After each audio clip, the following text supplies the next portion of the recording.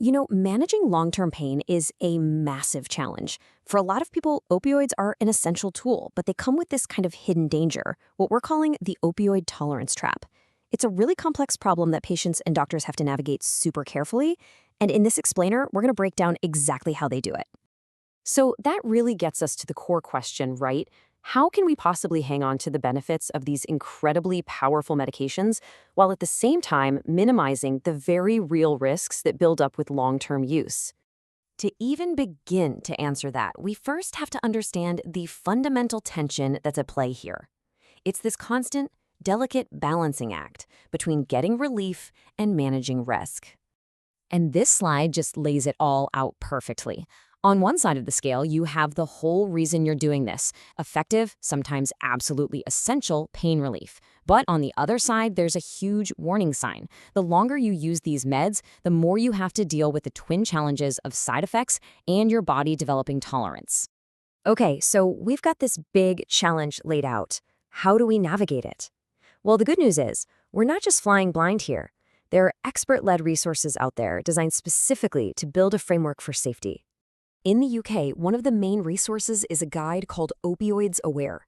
It's basically a roadmap designed to provide a clear, evidence-based path forward for literally everyone involved. And look, the purpose here is super direct, to support the safe prescribing of these medicines. This isn't just some top-secret manual for doctors, it's a shared resource. It's meant to create a common language and a shared set of expectations, putting the patient and the prescriber on the exact same team. And you might be wondering, okay, who made this guide? Well, its credibility is absolutely key. It was developed by the Faculty of Pain Medicine, which is part of the Royal College of Anesthetists. I mean, that means the guidance is coming from the top experts in the field, which gives their recommendations some serious weight. So, how does this guide actually help with that balancing act we were just talking about? Well, it really boils down to one simple but incredibly powerful idea: the regular patient review. The whole idea here is to be proactive, not reactive. You can think of these regular structured check-ins as a kind of early warning system. They give everyone a chance to spot issues like tolerance or dependence before they spiral into much bigger problems. It's all about staying ahead of the curve. And this is great because it shows you the actual structure they recommend. It's not just some vague idea to check in sometimes. No, there's a clear timeline. You've got an initial review within 4 weeks to see if the treatment's even working as it should. And then, for stable patients, a really thorough review at least once every 6 months. Okay, so why all the fuss about monitoring? What's the big deal? Well, it's because of a key biological process that happens in the body over time. To really get why this is a trap, we need to dive into the science behind opioid tolerance. So first, let's just get a crystal clear definition on the table. Opioid tolerance is simply when your body gets used to the medication, and because of that, the original dose just doesn't pack the same punch anymore. To get that same level of pain relief back, you need a higher dose.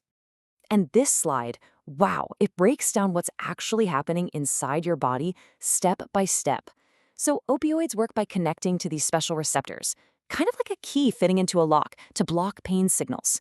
But when that key is in the lock for a long, long time, the body responds by making those receptors less sensitive. This process is called downregulation, and it's the biological root of tolerance. The lock has literally changed, so now you need a stronger key. And that biological reality, that's what creates this central dilemma for long-term pain management. It's a real catch-22 that needs constant, careful attention. So you might think, okay, the solution seems pretty simple, right? If the current dose isn't working anymore, you just increase it to get that pain relief back. Logical. But, and this is the absolute kicker, that dose increase is not a free lunch. Higher doses are directly tied to a higher risk of really serious side effects, things like dangerous sedation or even life-threatening breathing problems. So, in chasing that original benefit, you end up amplifying the potential harm.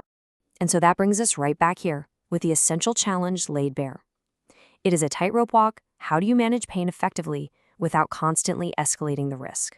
Look, there are no easy answers, but with expert guidance and that constant monitoring, it is a balance that can be found, one patient review at a time.